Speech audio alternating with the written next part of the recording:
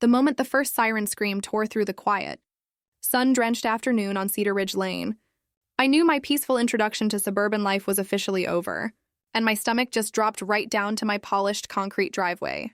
Two black and white cruisers, lights flashing like a cruel suburban disco, pulled up directly in front of my house. And there I was, standing frozen on my own front porch, completely bewildered, holding a modest little cardboard box, a set of custom beer steins I'd ordered as a housewarming gift to myself. I hadn't even had a full week in my new place yet. 7 glorious, exhausted days of unpacking boxes and dreaming of a quiet life. But across the street, that perfect vision was being shattered by a woman, Veronica Sterling, the HOA president, though I didn't know her name yet, only her terrifying presence. She had a perfect, sharp, blonde bob that looked like it could cut glass, and she was waving her arms and pointing at me like I was the most wanted felon since Dillinger. Her face? Just pure, unadulterated, self-righteous fury. That's him. That's the thief I told you about.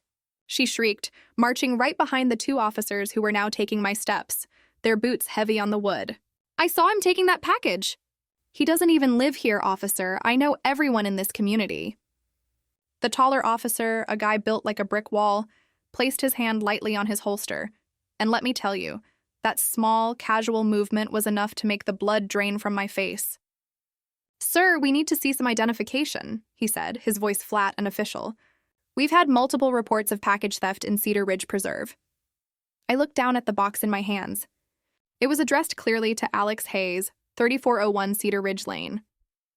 I took a deep, shaky breath, trying to steady the tremor in my voice. This is my package, I said slowly, trying to sound reasonable in the face of absolute chaos. And this is my house. I just closed on it last week. That is an outright lie, Ronnie interjected, her voice climbing into that banshee pitch that only certain HOA presidents seem to possess. I am the president of the association, and I know everyone here. The Millers own this home. You are an outsider and a thief. That's when it hit me, like a cold, hard slap. This wasn't a mistake. This wasn't a misunderstanding about the delivery time or the address number. This was my grand, official, and utterly insane initiation into the world of HOA Karen, the notorious figure my realtor had practically begged me to avoid. I'd only been in the beautiful, postcard-perfect suburban neighborhood of Cedar Ridge Preserve for 7 days. Manicured lawns, pristine white fences, and a set of bylaws that were, no joke, thicker than my old college thesis. When my realtor, bless her heart, handed me the 3-inch binder labeled Cedar Ridge Preserve Governance and Regulations, she gave me this look, sympathy mixed with dread, and told me the HOA president was intense. I thought she was exaggerating. I thought, how intense can a lady who enforces garden gnomes really be? But my first clue should have been day 2. I was pulling some final moving boxes out of the U-Haul when I saw her.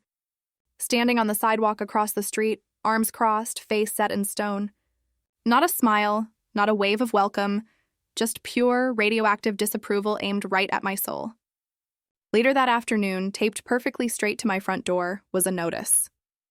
It informed the resident that personal belongings, specifically empty cardboard boxes, must not be visible from the street for more than 24 hours.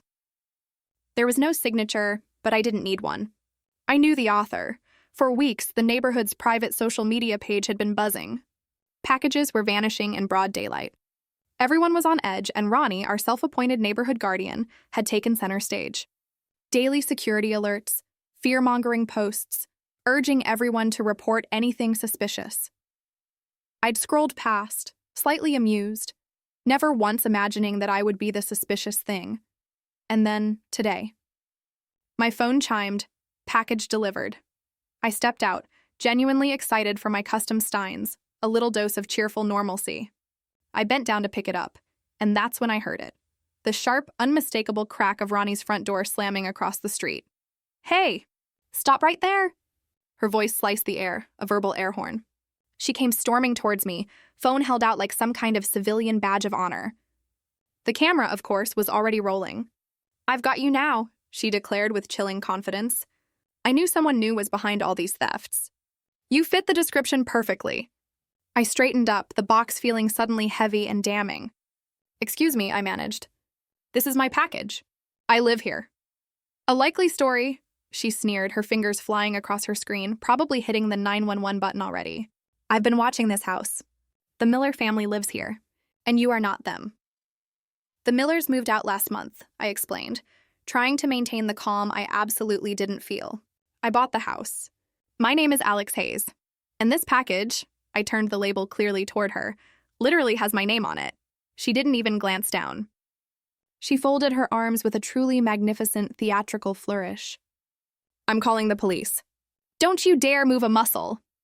And then, loud enough for the entire block and probably the next one to hear, yes, 911, I need officers immediately. I have caught the package thief red-handed. He is actively trying to flee the scene. Within minutes, the neighbors started emerging, drifting out of their manicured houses, leaning on porch railings, gathering silently on their lawns. Ronnie was giving the performance of her life, gesturing wildly, describing me to the dispatcher like she was narrating a live-action true crime documentary. When the cruisers arrived, Ronnie practically skipped down the driveway to meet them, chest puffed out with the self-importance of a prosecutor who just secured a massive conviction. Officers, I've been monitoring this situation for weeks, she breathlessly informed them. Packages disappearing constantly, and today I caught him. I took pictures of him taking the package. This is not his house. He doesn't belong in this HOA. My pulse was thudding so hard I felt dizzy, but I forced myself to be the picture of calm, cooperative innocence.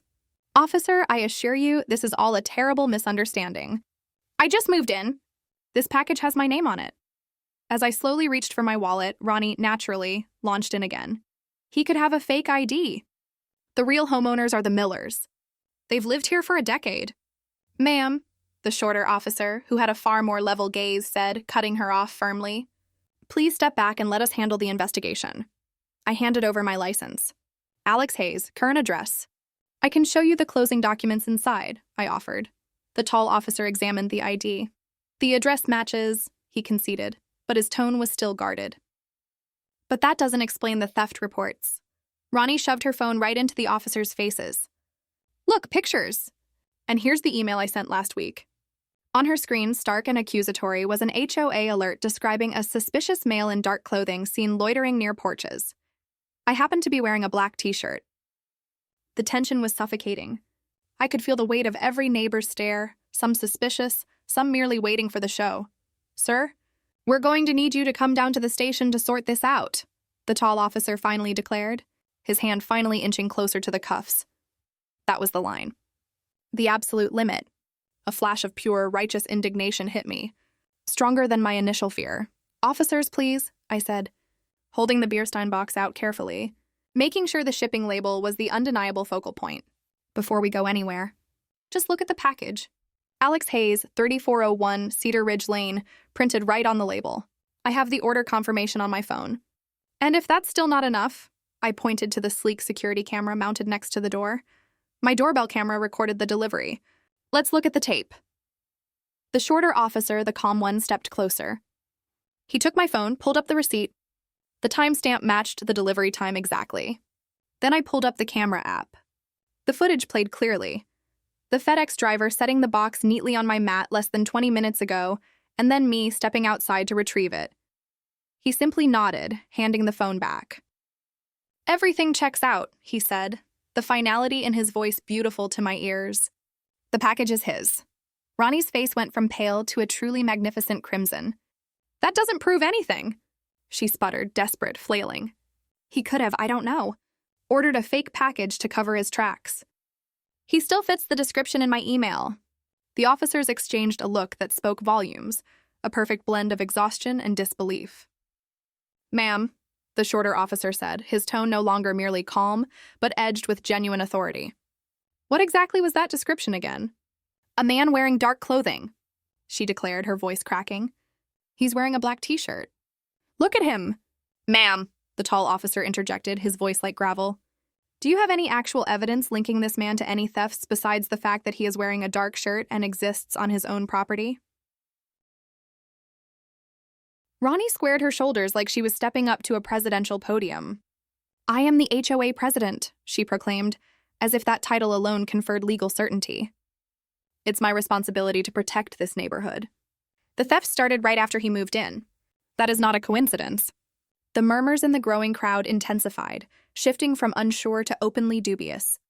Then, an older gentleman, a kindly man I'd briefly met who lived 2 houses down, stepped forward. "Ronnie," he said gently, cutting through her noise. "I think you're mistaken. I saw the moving trucks last week, and the Millers told everyone months ago they were selling. This young man bought their house fair and square." He turned to me, a warm, apologetic smile finally breaking the tension. "Sorry about this, son. Welcome to Cedar Ridge. Don't mind Ronnie, she gets overzealous." The humiliation was visible, a physical thing, twisting Ronnie's face between rage and utter defeat. "Don't you see what's happening?" she pleaded to the neighbor. "He's fooling you all. Jerry, call your wife. She'll confirm that the Millers wouldn't just—" "That's enough!" the tall officer snapped, his patience finally gone, replaced by pure professional steel. "You called us out here on what appears to be a false report, Mrs. Sterling. The evidence clearly shows this man is the resident and the package belongs to him. Now, filing a false police report is a serious offense, and so is interfering with an investigation. I strongly suggest you return to your home now." Ronnie stood rooted, cycling through shades of red, purple, and ash gray.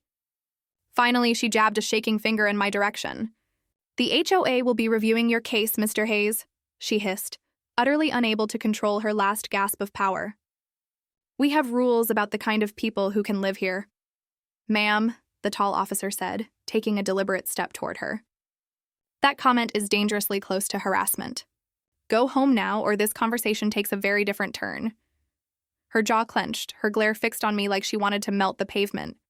Then, with a furious snort, she spun on her heel and stormed back across the street. Her front door slammed so hard, the ceramic heron lawn ornament by her steps actually wobbled. The officers turned back to me, their expressions softening instantly. They apologized for the ordeal, assured me they would file a report detailing her false claims, and wished me luck with my new home. As the patrol car rolled away, several neighbors, now friendlier and clearly relieved the drama was over, approached. They introduced themselves properly, shaking my hand, a few of them whispering, "She's done this before, honey. You're not the first." The real closure, the absolute mic drop on this whole chaotic experience came 3 days later. I opened my mailbox to find a stiff white envelope marked Urgent HOA Board Notice. An emergency meeting had been called to address recent security concerns and public disturbances. The meeting room at the community center was packed, more people than I thought even lived in the preserve. And the spotlight didn't take long to find Ronnie. Resident after resident stood up, sharing stories of her false alarms, her surveillance, her overreaching harassment. The board members listened, stone-faced. When the votes were cast, the result was a clear 6-1. Veronica Sterling was officially removed as HOA president for abuse of authority and conduct detrimental to community harmony. But the true bombshell, the cinematic, unforgettable moment, came right after. The vice president, a quiet man named David, cleared his throat and pulled up security footage from another neighbor's camera system onto the large projector screen. The entire room fell silent, bathed in the sickly blue light of the video. The footage played. And there she was. Ronnie, same perfect blonde bob, same purposeful stride. Except this time, she was walking up to the porches of homes where no one was present, and she was taking the packages. Not once, not twice, but 3 separate times. She was the one. It turned out the self-proclaimed neighborhood guardian had been staging the thefts herself. Her motive? To justify her escalating power, create a genuine panic, and push the board to buy an incredibly expensive, unnecessary security system from her brother-in-law's company, Gemini Guard Systems. The collective gasp in that room was louder than any of Ronnie's shrieks. The betrayal sent shockwaves. She was not only stripped of her position immediately, but was now facing serious federal consequences. Package theft is mail theft, a federal crime punishable by up to 5 years in prison and a fine up to $250,000. When the actual authorities, not the local police, but the postal inspectors, confronted her with the evidence, she went pale as ash, her perfect composure finally dissolving into a whisper. But I'm the HOA president, she whimpered, the last of her power clinging to her voice. This is my neighborhood. The officer's response was final, definitive, and echoed the relief of an entire community. Not anymore. And that, my friends, is how my housewarming gift, a set of beer steins, uncovered a federal criminal conspiracy and single-handedly took down the queen of the HOA. It was the most expensive and most dramatic week of my life. But honestly, It was worth every single minute of that confrontation. But it does make you wonder, doesn't it? What is it about a little bit of petty power, a title, a lanyard, a binder full of rules, that turns some people into absolute tyrants? How many community Karens out there are actually causing the problems they claim to be solving just for the sake of control? Let me know in the comments below. Have you ever had a run-in with an HOA tyrant or a neighborhood busybody who took their volunteer job way too far? Did justice prevail in your story, or are you still dealing with the fallout? Drop your thoughts, your experiences, and your best HOA horror stories below. I'll be reading every single one. Don't forget to like and subscribe for more stories from the strange world of suburbia.